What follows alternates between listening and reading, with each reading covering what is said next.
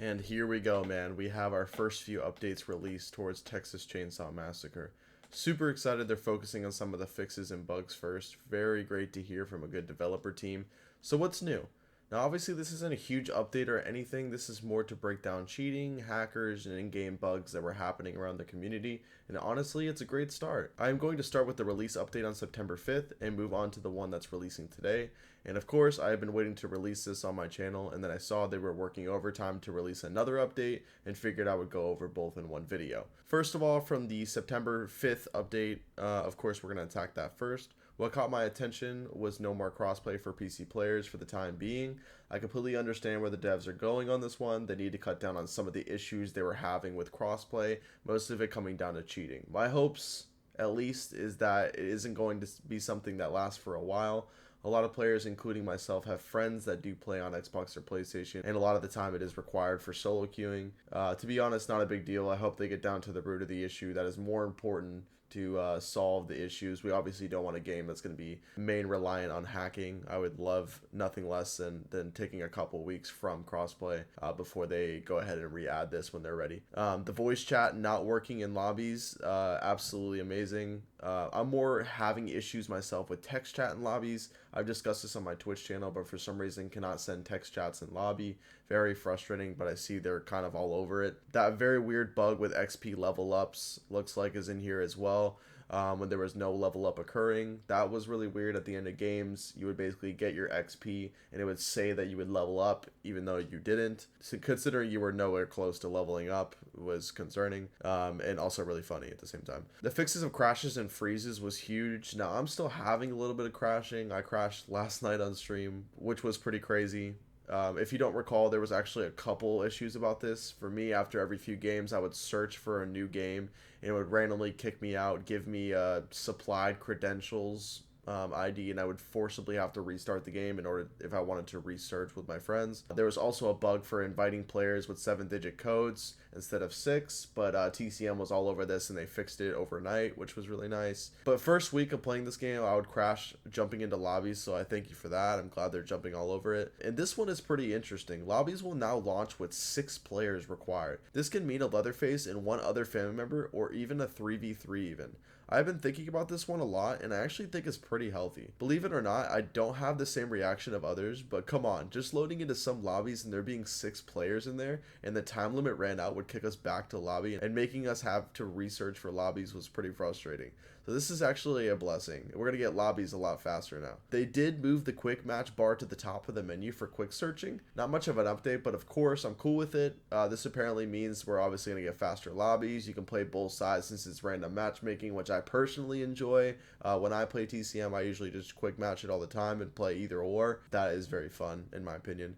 And I'm glad we're getting lobbies a lot faster with 6 players in lobby researching, so that's nice. A bunch of anti-hack and cheat minimized by the developer team to improve the overall experience is pretty effective. They're actually cutting back down on this in the update on the September 5th one and the September 12th one as well, so they're really kind of attacking this anti-cheat and hacker stuff, which is amazing overall. Didn't really experience much of cheating myself, but there was a couple stories I heard about players flying to exit gates, grandpa automatically moving to level 5 before leaving the basement. Just weird stuff overall that didn't make the game fun, so I'm kind of glad they're attacking this stuff and making sure that it doesn't reoccur in future updates. So this one is actually a pretty good update. It's obviously a smaller one, nothing new to the game, but I don't really feel like adding anything new should be top priority for TCM right now. The last thing we truly want is for them to feel rushed to make anything new before fixing anything old. So I like the direction the devs are taking upon the first couple of weeks of release. Now this was the release patch notes of September 5th, 2023. I want to move on to obviously Texas Chainsaw's September 12th update. This one coming from the official Twitter account of the developers, and some big upcoming changes that is definitely impacting the game and catching wind for fixes. I'll discuss big changes coming to the game in red that are need to know. With one I didn't expect, but I do like it for balance purposes, and then other others that are highlighted in green that is overall very healthy. Glad they kind of fixed this one. Hitchhiker traps. Stepping into one of those traps, you would lose collision, and it messed up with trying to vault objects entirely. I'll give you a little bit more of a breakdown of that. Basically how it would work is you would set a trap as Hitchhiker. If one of the victims stepped into one of those traps, you would basically lose collision for a short period of time and not be able to vault into crawl spaces or gap spaces, which was very frustrating. This was a minimal change. I'm kind of glad they jumped on this because this needed to be fixed as soon as possible. I mostly experienced this on the family side, not so much the victim side, but I can definitely tell that it is very annoying to deal with. I was a victim of this one, trying to reload into a new lobby but blocked off due to disconnecting players. So very healthy once again. It means a lot of us players can get into lobbies even faster. Like I said, a bunch of this has to do with just jumping into lobbies kind of faster, and that's what they kind of want the overall game to kind of go. This is the only thing I really don't like about the update, is not being able to respec in lobbies. Now, I feel like this kind of, I mean, it's not too big of a big deal. I just don't like that you can't reset your character and use those skill points in lobby. Because a lot of the time, like, you'll be forced to pick a character that you don't normally use, and you'll have to use those respec points to obviously use it on those specific characters. And not being able to do that just kind of forces you to leave the lobby and level up certain characters. I don't really like this change. I wish they would just keep it the way it is, but I'm gonna go with it for now. This is my only thing I don't really like about the update.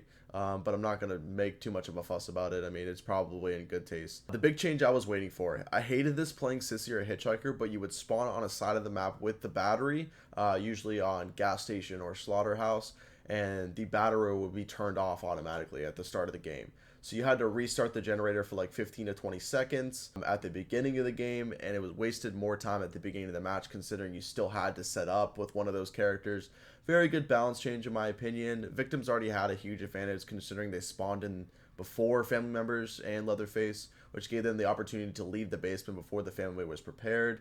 Great step in the right direction, to be honest. This means that the family members can officially start feeding Grandpa early and kind of get set up on some of these traps and stuff like that, and making sure that doors aren't accessible and very easy to open from multiple victims and you can't really get to it, or easy escapes can't be ran out of. Honestly, that's a huge change in my opinion. This one is actually pretty crazy. I didn't expect this one. Bone scrap piles are now limited to 3. So if you didn't know before, bone scrap piles used to have 5 in them before they disappear. Now they have 3. Not so much of a big change, but I guess it makes it a little bit more balanced. I don't think this was entirely necessary, but I do like it. I hope they don't do this for unlock tools or health potions or anything weird like that. That wouldn't be great. But also kind of feels like you can't just bully the family anymore, so I'll support it. As far as that, I mean, you're going to be forced to kind of have a lot more counterplay when it comes to family, and it's not, you know, just bully from the victim side. So that's really nice. I do like the idea of not spamming for XP. So this is actually a cool change on Cook.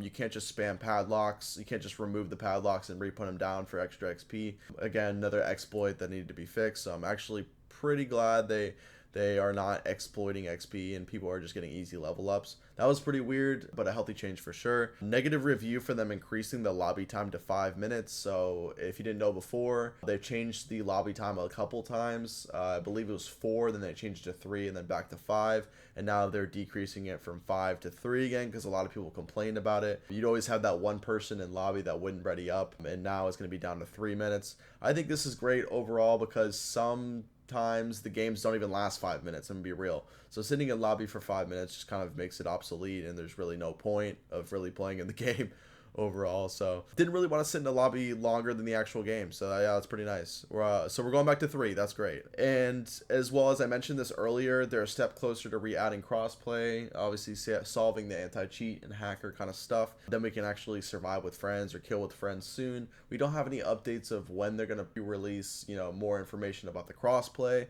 But hopefully we have more information soon and we can actually get crossplay back enabled. This seems like overall great stuff. We shouldn't be picky at this given point. I mean, they're working really hard to fix some of these bugs and stuff like that come into the game, especially hackers, cheaters, all that stuff. I feel like that is the main thing that TCM needs to focus on, is fix the bugs, everything with the game, the way that they want it, and then they can start adding new stuff to the game like maps, family members, victims, all the stuff that they want to add to the game, so it makes it a lot more fun. But as of right now, they are moving fast on these patches and getting around to improvements. So yeah, what do we think, guys? I like the changes so far, no complaints. Stay tuned for more from the team as far as TCM says. And thank you guys so much for your continued support. Waldo out from the Metro Times. I'll see you guys in the next one.